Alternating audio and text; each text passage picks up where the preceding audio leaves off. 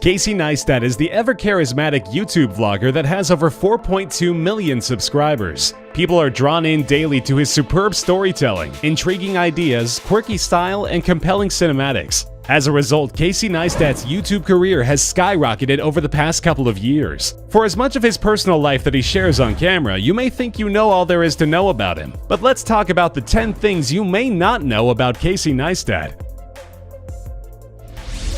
Casey was a really bad kid. He would always get in trouble at school, hopping from detention to suspension every month. In high school, he started smoking weed and drinking alcohol. After a huge fight with his mother, he moved out of his house at only 15 years old. He got his girlfriend pregnant, and as a result, decided to drop out of high school in the 10th grade. At the age of 17, he had his first son, Owen. The three of them lived in a trailer park and depended on welfare while Casey worked at a restaurant as a dishwasher. At 20 years old, after his girlfriend left him, he made the decision to move to New York to become a filmmaker. In 2003, Casey and his brother Van made a 3-minute piece called iPod's Dirty Secret, bringing to light Apple's corrupt company policies regarding replacement batteries for their iPod models. The film was posted to the internet and it quickly attracted media attention. The controversy was covered on news outlets worldwide, including Rolling Stone magazine, Fox News, and the BBC. The short film helped to put them on HBO's radar. The premium cable network offered them an opportunity to shoot 8 semi-autobiographical short films. They named the show The Neistat Brothers. After the episodes were completed, they sold them to HBO for around $2 million.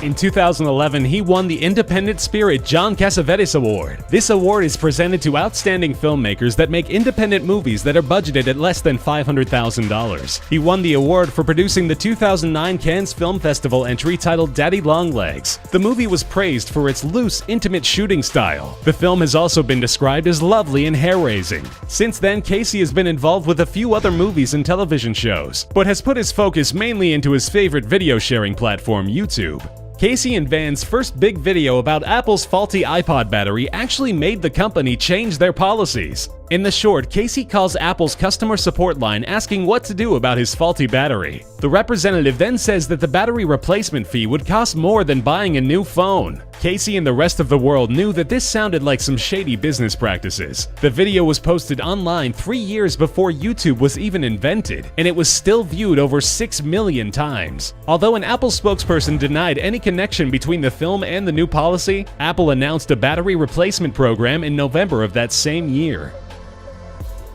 As far as public speaking is concerned, Casey Neistat is in high demand. He has lectured on topics related to filmmaking and his life experiences several times over the past couple of years. Since 2010, he has spoken at a conference for the South Carolina Arts Education Association, the Museum of Modern Art in New York City, and also at a TEDx event in Chicago, just to name a few. Most of his public speaking engagements are in huge venues that will regularly become sold out. One lecture was described as Casey Neistat will show and tell you how he taught himself everything from design to filmmaking since he dropped out of high school.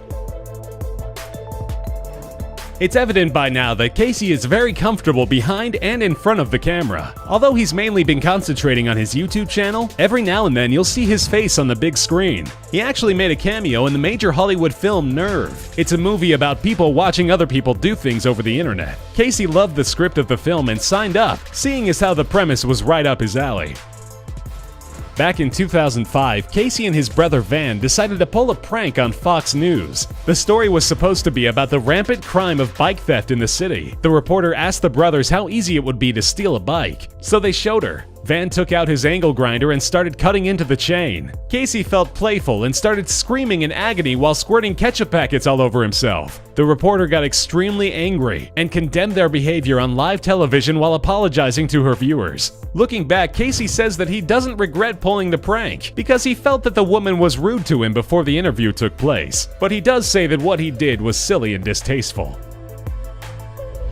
Casey was actually in downtown Manhattan during the September 11th terrorist attacks. He said the first crash knocked him out of his bed. He quickly got on his bike and tried to get away. He claims that the second airplane crash knocked him off of his bike. His father called him and pleaded for him to come back home to Connecticut. Although he thought about it initially, he ultimately decided to stay in New York to fulfill his dreams of becoming a filmmaker. His brother Dean Neistat joined the United States Air Force as a pilot to help in the fight against Islamic terrorist groups. In 2015, Casey launched a video sharing app called Burn. The app enables users to produce unedited 4-second videos, which are immediately uploaded and shared, without the ability to review the video. He worked alongside the former head of engineering at Tumblr, Matt Hackett, to develop the hugely ambitious social media platform. Casey raised over $2 million to get the app off the ground. Some notable backers of the project are supermodel Karlie Kloss and actor Kevin Spacey. In the first week, the app had a huge number of downloads, and users shared over 1 million videos. To date, Burn has raised $6.6 million. Casey has done daily vlogs 534 days in a row. His viewers love the time and effort that he puts into each video, as all of them involve quality editing and high production value. With all that time spent filming and editing, he doesn't have a lot of time left for other things during the day. This is why he's very organized. He plans his day down to the hour every day. He plans out his workout time and family time, but the bulk of his day involves working on his videos. He's extremely dedicated to his craft and extraordinarily disciplined. He once said that the amount of money he makes doesn't make him happier. He actually would love to have more time.